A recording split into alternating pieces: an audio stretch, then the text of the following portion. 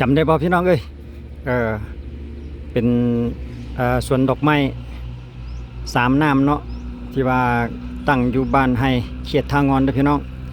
วันนี้ข้าพเจ้าจะพาทุกท่านติดตามรับชมสวนดอกไม้อีกสถานที่แห่งหนึ่งที่สร้างความสวยสดงดงามสดชื่นในช่วงระหว่างส่งท้ายปีเก่าต้อนรับปีใหม่พี่น้องระหว่างปี2025หาปี2026กำลังปรับปรุงและขยับขยายเกี่ยวกับเบี้ยไม้สวนดอกไม้นานาชนิดพี่น้อง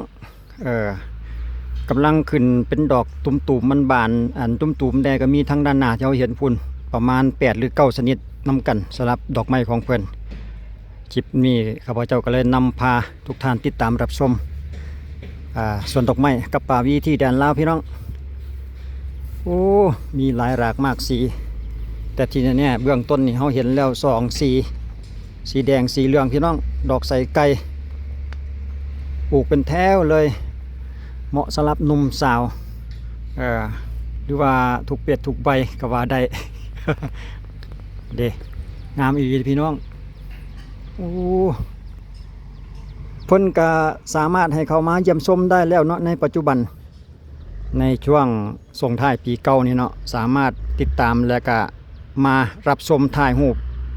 ต่างๆได้ภายในปี2025นี่เนาะหลังจากวันที่1ปี2026วันที่1เดือน1เนาะเดือนมังกรเพิ่นจะมีค่าบริการสำหรับทุกท่านที่เข้ามา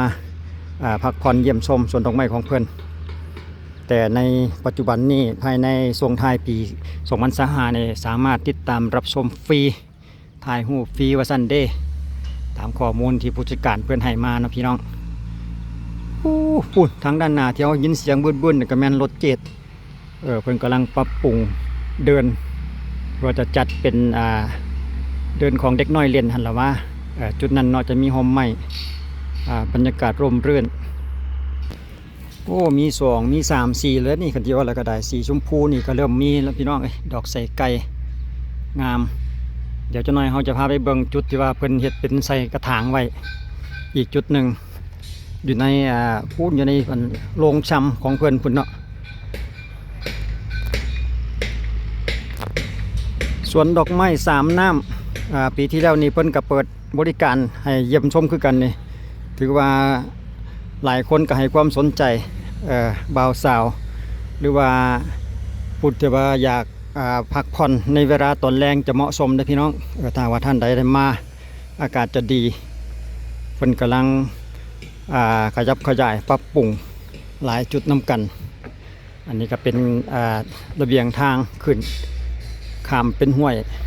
วยจำลองเพิ่นเฮ็ดสร้างขึ้นมาสวยงาม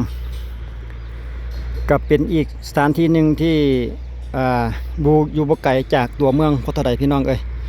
ถ้าว่าท่านใดบ่ท่านใดฮู้เกี่ยวกับบ้านไห้เขตทางงอนนี่ก็แล่น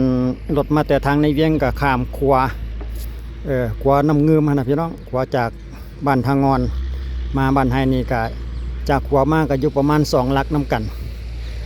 แล้วก็จะถึงจุดที่ว่าเป็นสวนดอกไม้อยู่เบื้องขวามือที่เราเห็นนั่นเลยเนาะมีหลายชนิดเลยตามที่เราถามกันมีอยู่ประมาณ8หรือ9ชนิดนำกันสำหรับสวนดอกไม้ที่เราเห็นเพิ่นกำลังปลูกแล้วก็เป็นดอกตุ้มๆดอกจูมอยู่หั่นนะยังหลายจุดที่ว่าเป็นทางย่างมือก่อนเพิ่นเฮ็ดแบบเป็นเป็นฮาวไม้ตัวเก่าแต่ว่าตอนนี้เพิ่นปรับปรุงเปลี่ยนแปลงใหม่พี่น้องรู้สึกว่าสะดวกสบายย่างแบบเรียบกิ๊บเลยชุดเก่าเพิ่นจะเปลี่ยนออกหมดเลยได้พี่น้องนี่เพิ่นปรับปรุงใหม่โซนนี้คือกันเพิ่นจะเฮ็ดเขาย่างเขาไปหาอาหารเลยสำหรับจุดนี้นี่โอ้คักหลายหลังจากจอดรถไว้แคมทางแล้วก็ย่างมายังจุดนี้เลยแล้วก็ต่อจะเป็นขึ้นนึกสภาพรถพี่น้องถึงเวลาที่ว่าดอกไม้ขึ้นจะสร้างความสวยงามสดชื่นเลยแหละสำหรับทางเขามาเนี่ยอยู่ทางด้าน2ฝากข้างที่ว่าเป็นทางย่างหันเนาะหลายเลยพี่น้องสวยงาม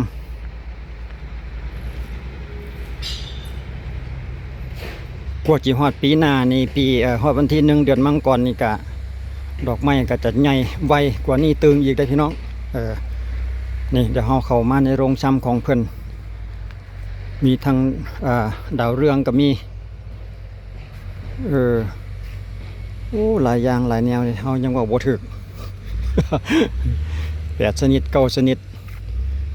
เกี่ยวกับดอกไม้มีแต่งามๆอยู่ในช่วงระหว่างปรับปรุงถ้าว่าเพิ่นปรับปรุงแล้วนี่ระเบียงทางย่างนี่ก็แห้งแต่จะสวยงามกว่านี้สดชื่นพี่น้องย่างไปรอบๆอีกจักแป๊บหนึ่งก่อนเวลาที่เพิ่นเปิดทำการก็9 โมงพี่น้อง9 โมงตอนเช้าก็ถึง21 โมงตอนแรงเนาะหรือว่า9 โมงตอนแรงนั่นเองเวลาเปิดปิดของเพิ่นนั่นเองเนาะ9 โมงเช้าฮอด9 โมงแรงหรือว่า21 โมงแรงหั่นล่ะวะมีหลายอย่างโอ้อันนี้ก็งามสีเหลืองๆเนาะเราเฮ็ดเป็นไอ้ถุงเป็นถุงไว้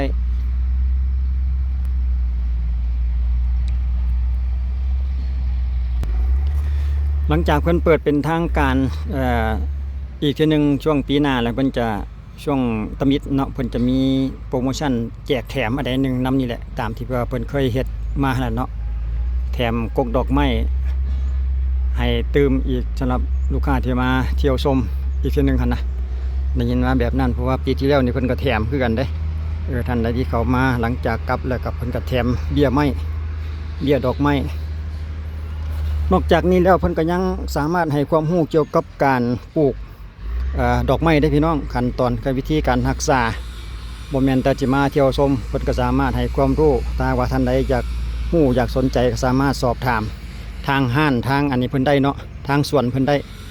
ว่าวิธีปลูกแบบใดรักษาแบบใดลักษณะนี้หั่นนะเพิ่นก็สามารถให้ความรู้ได้โอ้ตัวนี้กำลังขึ้นงามเลยเนาะเป็นแถวเลยกว่าสิฮอดอีกปีหน้านี่ก็ยังเหลือเวลาอีกเป็นอาทิตย์อีกประมาณอาทิตย์นึงนี่ดอกไม้ก็แห้งแต่จะเจริญงอกงามเติมไปกว่านี้อีกโซนนี้ก็คล้ายๆเป็นอุโมงค์ดอกไม้เนาะเพิ่นกำลังเฮ็ดเป็นเครือขึ้นมา2ฝากข้างก็จะเป็นวิวที่สวยงามอีกจุดๆนึงอยู่ใกล้ๆกันกับตัวที่ว่าเพิ่นกำลังปรับเดินอาจจะเป็นเครื่องเดินเล่นหรือว่าเป็นขายของเกี่ยวกับอาหารขนมครบเคี้ยวในนึงนี่แหละจุดนี้เนาะมีของเล่นเด็กน้อยดิแล้วก็เพิ่นกำลังปรับอยู่ในเวลานี้เนาะรถเกตเพิ่นแล้วก็จะมีรถบดมารถบดก็เกี่ยมอัดไปก็ใช้เวลาบ่ดนดอกเกี่ยวกับการปรับพื้นนี่เนาะอัดดินให้มันแน่นนี่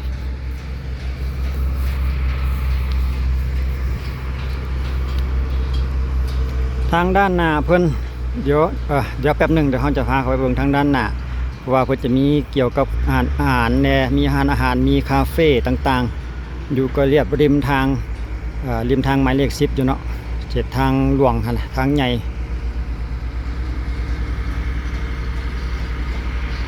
โอ้เพิ่นเอาต้นกกไม้กกหมากกกอันใดอันนึงนี่แหละคล้ายกกพร้าวนะพี่น้องกกไม้ประดับมาโอ้คุณเด็กเพิ่นกำลังใส่ให้คนงานเตรียมเพื่อจะปลูกนั่นเอง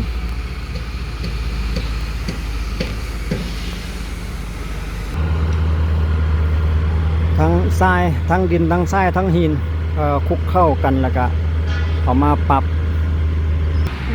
สุดยอดเลยรถเจ็ดนี่ทำงานนี่เนาะจวดเลยเพียงจึด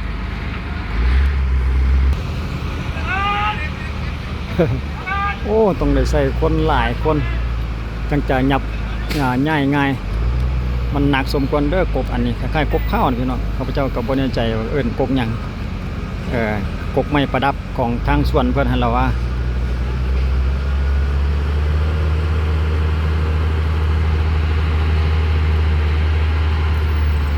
เบิ่งรถเจ็ดไปนำพี่น้องเอ้ยมาเที่ยวสวนดอกไม้ก็ได้เบิ่งรถเบิ่งลาไปนำ ทุกคนกับคนมักรถแน่เด้ครับว่าเจ้านี่เห็นรถแบบซีบ่ได้เด้อพี่น้องอดทายบ่ได้รถนะเพราะว่ามันเฮ็ดเวียกแบบได้ใจฮะนะเกี่ยวกับรถสร้างถนนหนทางรถดำรถดุดรถต่างๆนี่นะส่วนทางด้านนี้เพิ่นก็บดอัดเข้าไปจุดนี้เพิ่นก็จะเฮ็ดเป็นโรงโฮงที่ว่าเป็นเพาะชำอีกหรือเป็นรถเป็นบนจอดรถบ่แน่ใจเรียบกับกำแพงนี่เนาะอีกจังหนึงคิดว่าน่าจะเฮ็ดเป็นบนจอดรถสถานที่กว้างๆแบบนี้ก็สามารถเฮ็ดอันใดก็ได้หั่นล่ะว่าจอดรถก็ได้หรือว่าเมียนเครื่องเมียนของหรือว่าเป็นโรงช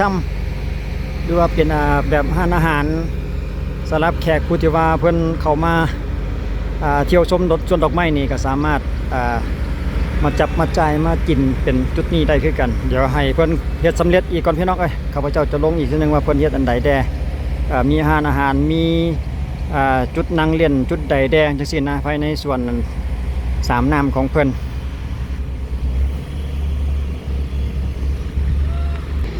ทางด้านหน้าที่เราเห็นเนี่ยก็คือมาจากทางงอนพี่น้องมาจากขวาทางงอนหั่นล่ะว่าทางหน้าที่เราเห็นแล้วก็มาถึงจุดนี้มาประมาณ2กิโลเมตรแล้วก็อยู่เบื้องขวามือเลยเนาะตัวนี้จะเป็นทางเข้าแต่ว่าเพิ่นกำลังอัดดินเพิ่นกำลังปรับพื้นดินนั่นเองจุดนี้คือส่วนของเพิ่นง่ายๆพี่น้องเข้ามาก็อยู่เบื้องขวามือเลยสลับแลนกลับไปอีกทางด้านนี้กับคุณแล้วบ้านเกินไปทางบ้านเกิดไปทางปากขยุงปากแกงไปแล้วสลับเส้นทางเส้นนี้จุดนี้ก็ขึ้นอยู่กับบ้านให้เขตทางงอนพี่น้องอยู่เมืองไสธานีนครหลวงเวียงจันทร์คลิปวิดีโอข้าพเจ้านี่ก็จะจบเพียงสำนี้เอาข่าวเกี่ยวกับสถานที่ท่องเที่ยวพักผ่อนเป็นสวนดอกไม้ท่านใดสนใจอยากเข้ามาพาลูกพาหลานพาครอบครัวมาเล่นมาเที่ยวพักผ่อนในเวลาตอนแรงเกี่ยวกับอาหารการกินเพิ่นก็มีบริการให้พักผ่อนหย่อนใจ